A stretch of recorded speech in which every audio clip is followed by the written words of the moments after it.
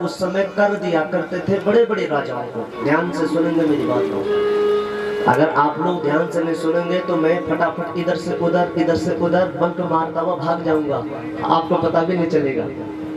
अब ध्यान से सुनोगे तो आपको पता चल जाएगा, अंदर से हृदय से जो सच में कथा सुन रहा उसको पता चल जाता है कि अब आगे क्या होने वाला है। नहीं है कथा मालूम, फिर भी अंतर आत्मा भगवान अवरुद्ध है ना हृदय में, भगवान की कथा में बैठे हैं ना, सब पता चल जाता है कि अब सच में अब आगे क्या व्यास जी बोलने वाले हैं। इसलिए ध्यान से कथा को सुनेंगे, बात करेंगे तो मैं अब उठा भी दूंगा यहाँ से। हाँ अच्छा बोलो भागवत भगवान की। नंद बाबा ने कहा भैया ऐसा है, आप लोग मनाते रहो, मुझे कर देने जाना है। और उस समय संपूर्ण पृथ्वी पर एक छत्र राज था, दुष्ट कंस का। कंस ही बड़ा राजा था। नंद बाबा जी चले गए। वसुदेव उपसृत्य, कहाँ गए? वसुदेव उपसृत्य भ्रातारं नंद आवागतम् ज्ञात्वा तद्गरं राज्ञे ययोदव भवमोचना। किसके यहाँ गए?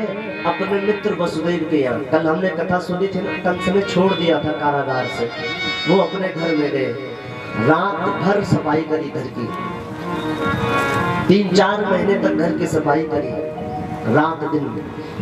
आज नंद बाबा अपने मित्र वसुदेव के यहाँ गए। भ्रातारं नंद आगतम, वसुदेव ने सुना कि भाई नंद आए हैं तो लिवाने के लिए यमुना तट पर गए, नंद बाबा को घर लेकर के आए। आज दोनों मित्रों की बातचीत हुई। सुनो, नंद बाबा की आंखों में आंसू आए। कहने लगे कि मैंने सुना कि तुम्हारे 6 पुत्रों को दुष्ट कंस ने मार दिया। मैंने सुना, मुझे बुरा लगा, मुझे अच्छा नहीं लगा। सुनो, अहो ते देवकी पुत्र कंसेन बहवो हता, एका विशिष्ट वर्जा कन्या साप दिवंगता। अहो ते देवकी पुत्र, मुझे दुख है, मैंने सुना कि तुम्हारी एक बेटी भी हुई थी। हाँ, एक विशिष्ट वर्जा कन्या सापी दिवंगता, और वो कन्या उड़ गई थी जब वो पटक रहा था, मैंने सुना। लेकिन मित्र वसुदेव, अपना दिल छोटा न करना ना। मेरे घर में पुत्र है, अपना ही पुत्र समझना। अब वसुदेव कैसे बोले कि मेरा ही है वो? हाँ, वसुदेव जी की आंखों में अश्रुपात हुआ और वसुदेव जी कहने लगे, हे मित्र, हाँ हाँ क्यों नहीं, मेरी पत्नी रोहिणी के गर्भ से भी एक बालक ने जन्म लिया है वहां। वसुदेव की एक पत्नी का नाम रोहिणी था, जो 7वां गर्भ डाल दिया था। ध्यान रखना, अपने घर पर बुलाना रोहिणी को।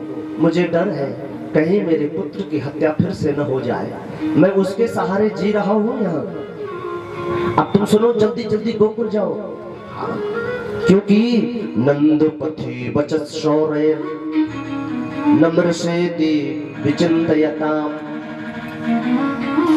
क्योंकि वसुदेव के वचन कभी झूठे नहीं होते हैं। हो सकता है कि गोकुल में कुछ उत्पात हो जाए, इसलिए तुम जल्दी कर दे करके गोकुल को चले जाओ। हाँ सुनो, नंद बाबा जी चले गए कर देने के लिए। कल हम कथा सुन रहे थे, मैंने आपसे कहा था कि हम यहाँ से कथा शुरू करेंगे। कहाँ से? कहाँ से? मीटिंग से। वेरी गुड, बहुत अच्छी बात है। हाँ। मथुरा में कंस ने मीटिंग बिठाई थी कल। हाँ।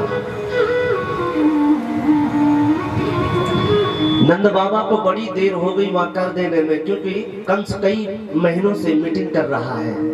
अब उस मीटिंग में हुआ ऐसा कि दुष्ट कंस के जितने भी राक्षस थे, उन्होंने कहा, देखो महाराज जी, आपको घबराने की कोई आवश्यकता नहीं है, हम जो है इस पूरे ब्रजमंडल के घर घर में जाएंगे, जहाँ छोटे छोटे बालक हो रखे होंगे, हम उनको मार गिरा देंगे, उनमें तुम्हारा काल भी मर जाएगा।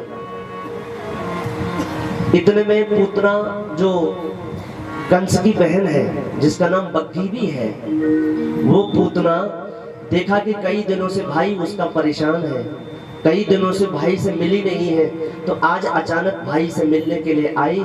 कहा भैया आज कई दिनों से देख रही हूँ मैं कि तुम बड़े व्यस्त चल रहे हो, पता नहीं किस बात की गूढ़ मीटिंग आपकी चल रही है, और मैं परिवार के सदस्य होने के नाते मुझे कुछ पता नहीं है। भैया आप मुझे भी बताओ क्या बात है, मैं नहीं समझूंगी आपके दर्द को तो कौन समझेगा। सुनो, कंस ने सारी बात बता दी, मेरी बहन ऐसी ऐसी बात है। बोले भैया चिंता मत करना, मैं जाऊंगी अकेले। हाँ, कंस हंस करके बोला तुझे कौन घुसने देगा मूर्ख घर में। बोले क्यों? बोले तेरे इतने बड़े बड़े नाखून, मैं देखता हूँ मेरी बहनों की इतने बड़े बड़े नाखून बढ़ाए हुए रहते हैं क्या।